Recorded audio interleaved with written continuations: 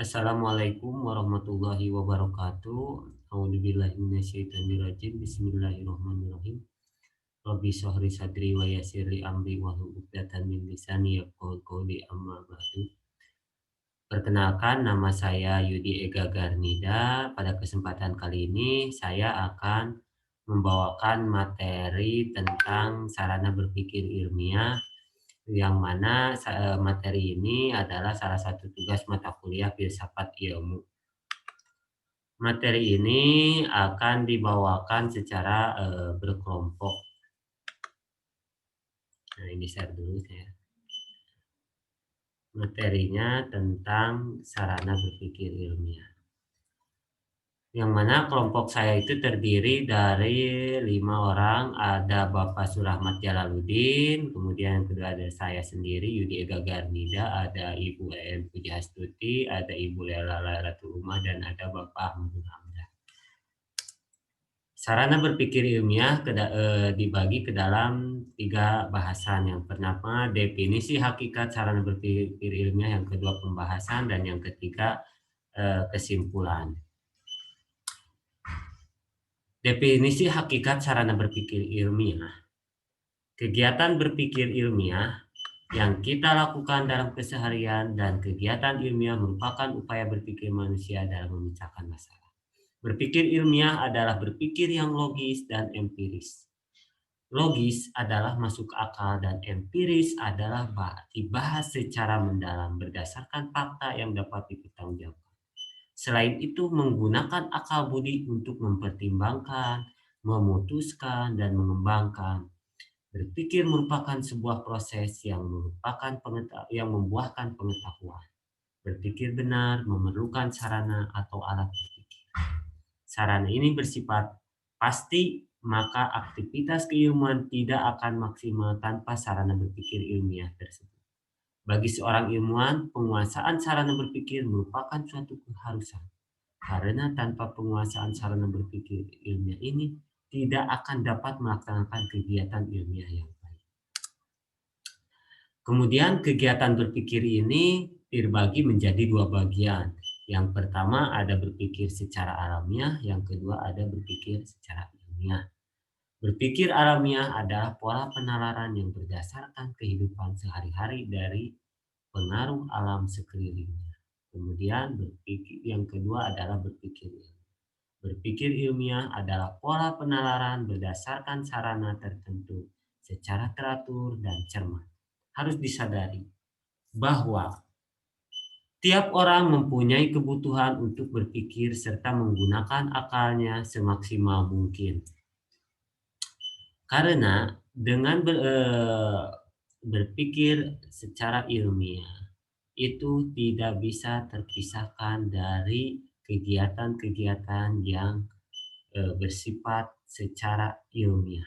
Kemudian ada pembahasan, dan pembahasan ini terbagi ke dalam 7 materi. Yang pertama pengertian sarana berpikir ilmiah, yang kedua tujuan sarana berpikir ilmiah, yang ketiga fungsi sarana berpikir ilmiah, keempat bahasa sebagai sarana berpikir ilmiah, yang kelima logika sebagai sarana berpikir ilmiah, yang keenam matematika sebagai sarana berpikir ilmiah, dan yang ketujuh statistika sebagai sarana berpikir ilmiah.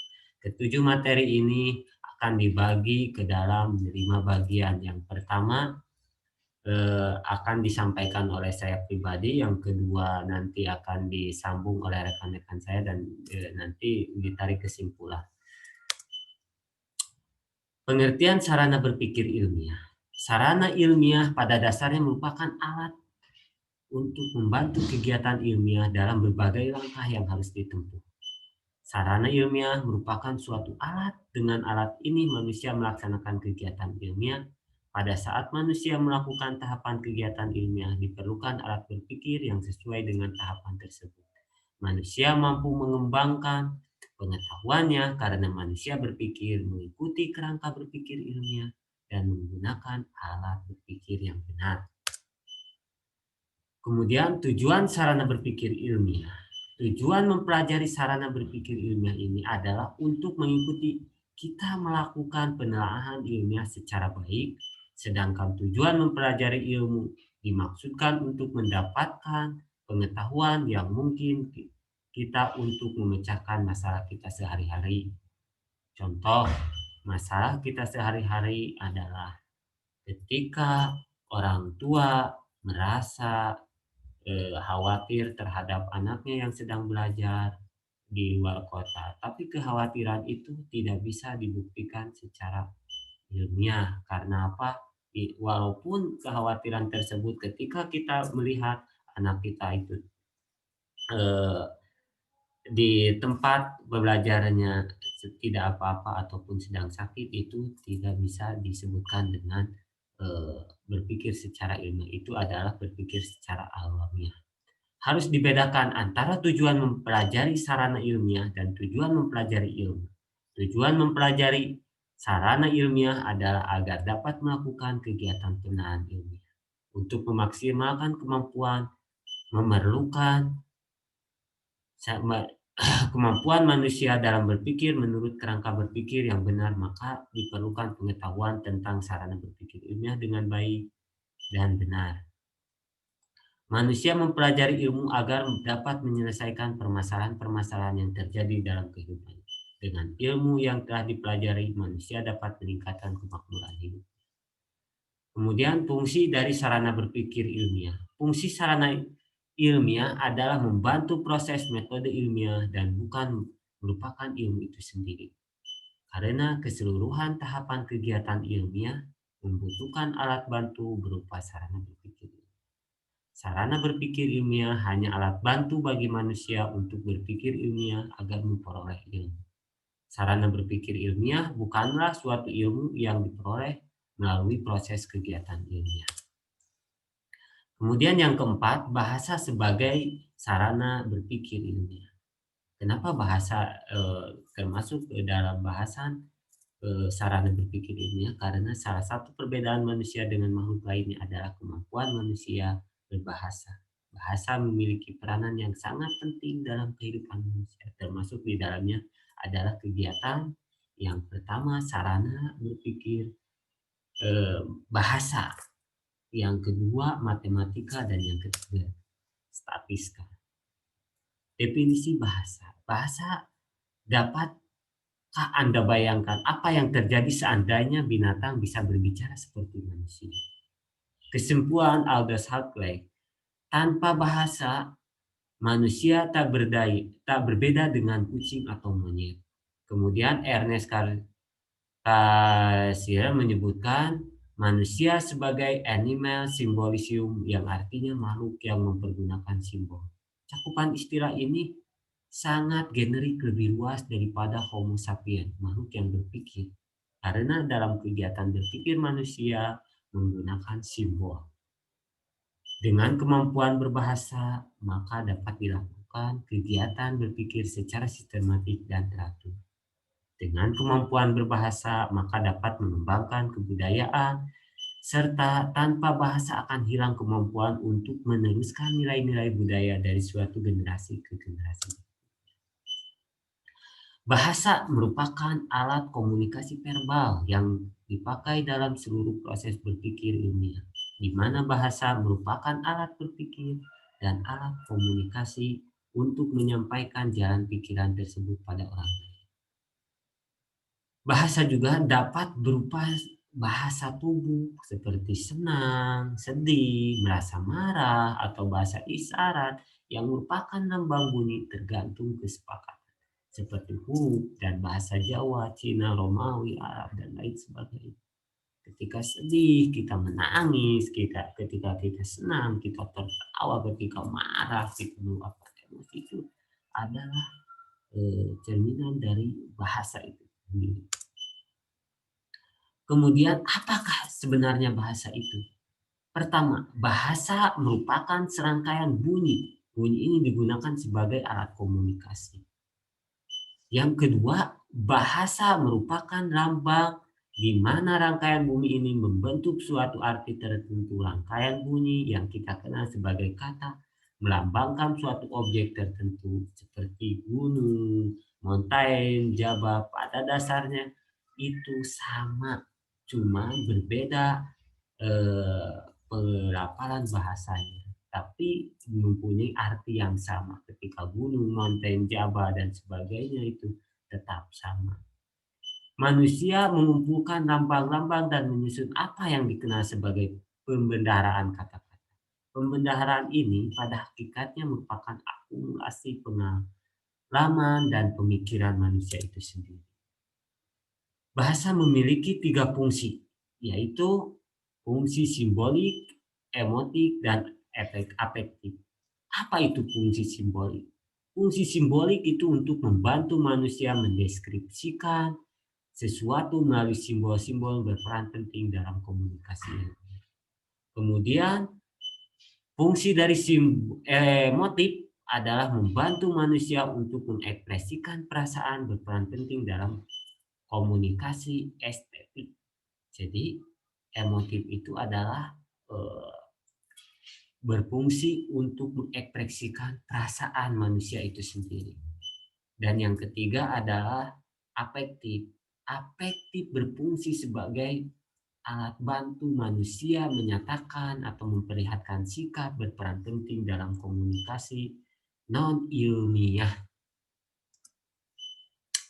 Jenis komunikasi dalam kehidupan manusia terbagi ke dalam 2 bagian. Yang pertama komunikasi ilmiah, yang kedua komunikasi estetik. Komunikasi ilmiah bertujuan untuk menyampaikan informasi yang berupa pengetahuan sehingga bahasa yang digunakan harus terbebas dari unsur-unsur emotif yang telah kita bahas. Komunikasi ilmiah harus bersifat reproduktif. Pesan yang diterima harus identik dengan apa yang disampaikan, serta bersifat jelas dan objektif, terbebas dari unsur-unsur emotif. Penguasaan tata bahasa yang baik merupakan syarat mutlak bagi suatu komunikasi ilmiah yang benar. Kemudian komunikasi estetik, komunikasi dalam bidang seni, baik seni suara maupun seni sastra. Komunikasi yang digunakan cenderung bersifat emotif. Kelemahan bahasa sebagai sarana berpikir ilmiah adalah bersifat kabur, artinya tidak jelas, majemuk, dan emosional. Arti dari kabur tersebut adalah ketidakjelasan dan tidak eksak yang dikandung oleh kata-kata yang membangun bahasa. Kemudian bahasa bersifat pluralistik. Sebuah kata kadang-kadang memiliki makna lebih dari satu atau beberapa kata yang memberikan arti yang sama. Kemudian emosional bahasa tidak bisa lepas dari kaitan emotif dan afektif. Kemudian yang keenam, matematika sebagai sarana berpikir ilmiah. Kenapa matematika ini termasuk dalam sarana berpikir ilmiah? Karena bahasa sebagai alat komunikasi verbal mempunyai banyak kelemahan serta tidak mempunyai pernyataan dapat dilambangkan dengan bahasa. Untuk menguasai kelemahan-kelemahan bahasa tersebut, maka digunakan sarana matematika. Matematika adalah bahasa yang berusaha untuk menghilangkan sifat kabur atau majemuk dan emosional dari bahasa verbal. Matematika sebagai sarana berpikir deduktif menggunakan bahasa artifisial, yakni murni bahasa buatan manusia. Keistimewaan bahasa ini adalah terbebas dari aspek emotif dan efektif, serta jelas terlihat bentuk hubungannya. Matematika lebih mementingkan kelogisan pernyataan-pernyataan yang mempunyai sifat yang jelas, tidak multitafsir. Jadi matematika itu sangat jelas dan harus pasti. Matematika adalah bahasa yang melambangkan serangkaian makna dari pernyataan yang ingin kita sampaikan. Lambang-lambang matematika bersifat artifisial, yaitu baru mempunyai arti setelah sebuah makna diberikan.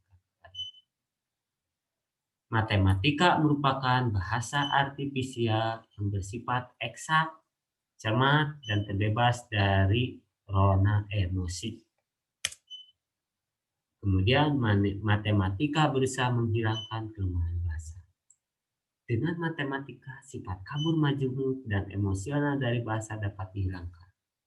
Lambang yang digunakan dalam matematika lebih eksak dan jelas. Lambang-lambang tersebut tidak bisa dicampuri oleh emosional seseorang. Suatu lambang dalam matematika jelas hanya mengandung suatu arti, sehingga orang lain tidak dapat memberikan penafsiran selain dari maksud informasi, atau menjadi multitafsir. Contohnya, misalkan, seorang yang mengatakan, saya mempunyai 1 ekor kambing jantan. Orang lain dapat menerima bahwa orang itu mempunyai seekor kambing jantan. Tidak mungkin orang lain akan mempunyai penafsiran bahwa orang itu mempunyai 2 atau 3 ekor kambing jantan. Karena sudah jelas dari bahasanya bahwa orang tersebut mengatakan 1. Dan ketika angka 1 itu kita jelas di bawah angka 2 atau lebih besar dari setengah. Sehingga orang lain menerima informasi dengan jelas, tidak multitafsir lagi.